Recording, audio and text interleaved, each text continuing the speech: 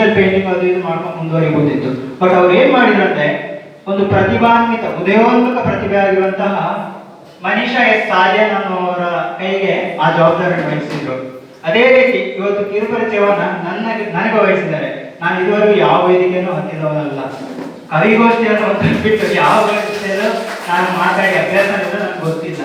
ಆದ್ರೆ ನನ್ನ ಒಳಗಡೆ ಒಂದು ತೊಡಿತಾ ಇತ್ತು, ನನಗೊಂದು ವೇದಿಕೆ ಸಿಗ್ಬೇಕು ಅಂತ. ಯಾವತ್ತೂ ನಾನು ಹೇಳಲಿಲ್ಲ, ಯಾರ ಹತ್ರನೂ ಶೇರ್ ಮಾಡ್ಕೊಳ್ಳಿಲ್ಲ. ಬಟ್ ಆ ಭಾಷಣಕ್ಕೆ ನನಗೆ ಹೇಗೆ ಗೊತ್ತಾಯ್ತದ ಗೊತ್ತಿಲ್ಲ. ಅದಕ್ಕೆ ಹೇಳೋದು ಭಾಷಿಣಿ ಅಕ್ಕ ಅಂತ. ಆ ಅಕ್ಕ ಅನ್ನೋದು ಅಲ್ಲೇ ಭಾವಾರ್ಥದಲ್ಲಿ ಬಂದಿದೆ. ಸೊ ಅಕ್ಕ ತಮ್ಮ ಸಂಬಂಧವೇ ಅದೇ. ಹಾಗಾಗಿ ಭಾಷಣಕನಿಗೊಂದು ವಿಭಿನ್ನವಾಗಿ ಕಾಣಿಸ್ತಾರೆ. ಯಾಕಂದ್ರೆ ಭಾಷಣಕನವರು ತನ್ನ ಪಯಣದಲ್ಲಿ ತಾನೊಬ್ಬಳೇ ನಡೀತಾ ಇಲ್ಲ, ತನ್ನ ಜೊತೆ ಒಂದಷ್ಟು ಜನಗಳನ್ನ ಅವ್ರ ಜೊತೆ ಸೇರಿಸ್ಕೊಂಡು ಹೋಗ್ತಾ ಇದ್ದಾರೆ. ಹಾಗಾಗಿ ಅವರ ಈ ಪಯಣ ಪರಿಪೂರ್ಣತೆಗಳಿಗೆ ಹೋಗ್ತಾ ಇದೆ ನಾನು ಹೇಳಲಿಕ್ಕೆ ತುಂಬಾ ಇಷ್ಟಪಡ್ತಿದ್ದೆ. ಯಾಕಂದ್ರೆ ತುಂಬಾ ಜನಗಳು ಇವಾಗ ನಾನೇನೋ ಸಕ್ಸಸ್ ಏನೋ ಮಾಡ್ತಿದ್ದೀನಿ ಅಂದ್ರೆ ಬರೀ ನಾನೊಬ್ಬನೇ ಹೋಗ್ತೀನಿ, ನನ್ನ ಜೊತೆ ಯಾರನ್ನ ಕರ್ಕೊಂಡು ಹೋಗಲ್ಲ. ಯಾಕಂದ್ರೆ ನಮ್ಗಿರೋ ಬಿಸಿ ಶೆಡ್ಯೂಲ್ಗಳಲ್ಲಿ ನಮ್ಮ ಕಷ್ಟ ನಷ್ಟಗಳಲ್ಲಿ ನಾವು ಹೋಗೋದೇ ಕಷ್ಟ ಇಲ್ಲ, ಎಲ್ಲಪ್ಪ ಇನ್ನೊಬ್ಬರನ್ನ ಕರ್ಕೊಂಡು ಹೋಗೋದು ಅಂತ ಹೇಳ್ತೀವಿ. ಬಟ್ ಭಾಷಣಕ್ಕೆ ಹಾಗಲ್ಲ.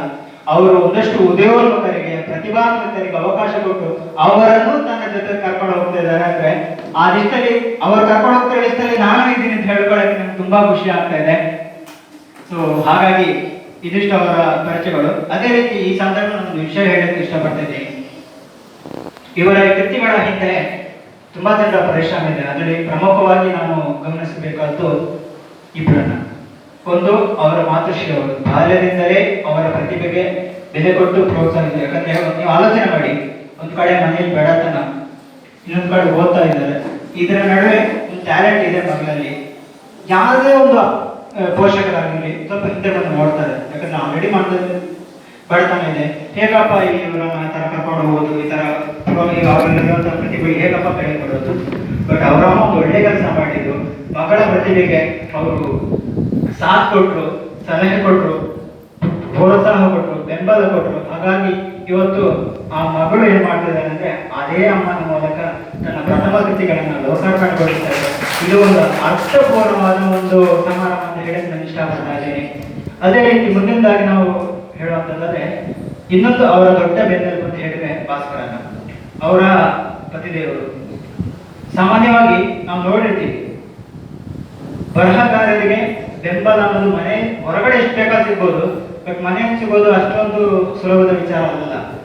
ಯಾಕಂದ್ರೆ ಪ್ರತಿ ಮನೆಯಲ್ಲಿ ನಡೆಯುವಂತ ವಿಚಾರ ಸಾಮಾನ್ಯವಾಗಿ ನಿಮಗೆಲ್ಲರಿಗೂ ಗೊತ್ತಿರುತ್ತೆ. ಬಟ್ ಇಲ್ಲಿ ಹಾಗಾಗಲಿಲ್ಲ. ದೇಶದ ಹಿತವನ್ನು ಕಾದಂತಹ ಯೋಧ ಭಾಸ್ಕರಣ್ಣ ಅವರು ತನ್ನ ಮಡದಿಯ ಹಿತವನ್ನು ಕಾದರು. ತನ್ನ ಮಡದಿಯಲ್ಲಿರುವ ಒಂದು ಪ್ರತಿಭೆಗೂ ಬೆಲೆ ಕೊಟ್ಟರು, ಅದಕ್ಕೊಂದು ಮೌಲ್ಯ ಕೊಟ್ಟರು, ಅದಕ್ಕೊಂದು ಬೆಲೆ ಕೊಟ್ಟರು. ಆ ಬೆಲೆಯ ಮೂಲಕ ಇವತ್ತು ಆ ಕೃತಿಗಳ ಹಿಂದೆ ಭಾಸ್ಕರಣ್ಣನವರ ಒಂದು ಸಪೋರ್ಟ್ ಕೂಡ ಇದೆ ಅಂತ ನಾನು ಸ್ಮರಿಸಕ್ಕೆ ಇಷ್ಟಪಡ್ತಾ ಇದ್ದೀನಿ. ಬರೀ ಭಾಸ್ಕರಣ್ಣ ಮತ್ತು ಅವರ ಅಮ್ಮ ಅಲ್ಲ, ಅವರಿಬ್ಬರು ಮಕ್ಕಳಾಗಿರ್ತಕ್ಕಂಥ ಸೃಜನ್ ಹಾಗೂ ಸೃಷ್ಟಿ ಅವರ ಒಂದು ಕೆಲಸ ಇದರಲ್ಲಿದೆ. ಯಾಕಂದ್ರೆ ಇದೊಂಥರ ಈ ಕುಟುಂಬವನ್ನು ಹೇಗೆ ಹೇಳ್ಬೋದು ಅಂತಂದ್ರೆ, ಸೃಜನ್ ಅವರು ಕ್ರೀಡಾ ಕ್ಷೇತ್ರಗಳಲ್ಲಿದ್ದಾರೆ, ಸೃಷ್ಟಿ ಅವರು ಸಾಂಸ್ಕೃತಿಕ ಕ್ಷೇತ್ರಗಳಲ್ಲಿದ್ದಾರೆ. ಹಾಗಾಗಿ ಈ ಕುಟುಂಬ ನನಗೆ ಯಾವ ತರ ಕಾಣ್ತಾ ಇದೆ ಅಂದ್ರೆ ಒಂದು ದೇಶ ಸೇವೆ, ಸಾಹಿತ್ಯ ಸೇವೆ, ಸಾಂಸ್ಕೃತಿಕ ಸೇವೆ ಇವೆಲ್ಲವನ್ನು ಒಳಗೊಂಡಂತಹ ಎಲ್ಲದರ ನಂಟು ಹೊಂದಿರುವಂತಹ ಒಂದು ಸದೃಢ ಕುಟುಂಬ, ಸಮೃದ್ಧ ಕುಟುಂಬ ಅಂತ ನನಗೆ ಅನಿಸ್ತಾ ಇದೆ ಈ ಕುಟುಂಬದ ಬಗ್ಗೆ. ಮೊದಲನೇದಾಗಿ ನಾವು ಹೇಳ್ಬೋದು, ಎಷ್ಟೋ ಜನಗಳು ಬೆಂಬಲ, ಇವಾಗ ಎಷ್ಟೋ ನೀವು ನೋಡಿರ್ಬೋದು, ಎಷ್ಟೋ ಸಾಹಿತಿಗಳಿದ್ದಾರೆ, ಬರೆಯುವವರು ತುಂಬಾ ಜನ ಇದ್ದಾರೆ. ಮನುಷ್ಯರಾಗಿ ಹುಟ್ಟುವಂತ ಪ್ರತಿಯೊಬ್ಬರ ಹತ್ರ ಒಂದು ಟ್ಯಾಲೆಂಟ್ ಇದೆ. ಬಟ್ ಟ್ಯಾಲೆಂಟ್ಗೆ ಬೆಲೆ ಸಿಗುದು ಎಷ್ಟೋ ಟ್ಯಾಲೆಂಟ್ಗಳು ಮನೆಯಲ್ಲೇ ಹೊರಗ್ತಾ ಇದ್ದಾವೆ, ಹಿಂದ್ಗಡೆ ಹೋಗ್ತಾ ಇದ್ದಾವೆ, ಮುಂದ್ಗಡೆ ಬರೋಕ್ಕೆ ಸಾಧ್ಯ ಆಗ್ತಿಲ್ಲ. ಹಾಗಿರುವಾಗ ಭಾಷಣಕರ ಪ್ರತಿಭೆಯನ್ನು ಬಾಲ್ಯಾವಸ್ಥೆಯಿಂದಲೇ ಬೆಂಬಲಿಸಿಕೊಂಡು ಬಂದವರು, ಹಿತೈಷಿಗಳು, ಅವರನ್ನು ಪ್ರೋತ್ಸಾಹಿಸಿದವರು, ಅವರ ಓದುಗ ವರ್ಗ, ಅವರ ಮೇಲೆ ಪ್ರೀತಿ ಇಟ್ಟು ಅವರನ್ನ ಪೋಷಿಸಿದವರು ಬರಹಗಾರ್ತಿಯಾಗಿ ಇವತ್ತೆಲ್ಲರೂ ಇಲ್ಲಿ ಜೊತೆ ಸೇರಿದ್ದೀರಾ. ಹಾಗಾಗಿ ಈ ಸಮಾರಂಭಕ್ಕೆ ತುಂಬಾನೇ ಅರ್ಥ ಇದೆ, ತುಂಬಾನೇ ವ್ಯಾಲ್ಯೂ ಬರುತ್ತೆ ಅಂತ ನಾನು ಹೇಳಕ್ಕೆ ಇಷ್ಟಪಡ್ತಾ ಇದ್ದೀನಿ. ಇದಿಷ್ಟು ಅವರ ಒಂದು ಪರಿಚಯ. ಆದರೆ ಒಂದೆರಡು ಕೃತಿ ಪರಿಚಯ. ಕೃತಿ ಪರಿಚಯ ಅನ್ನೋ ವಿಚಾರಕ್ಕೆ ಬಂದಾಗ ಎರಡು ಕೃತಿಗಳಿದೆ. ಒಂದು ಭಾವ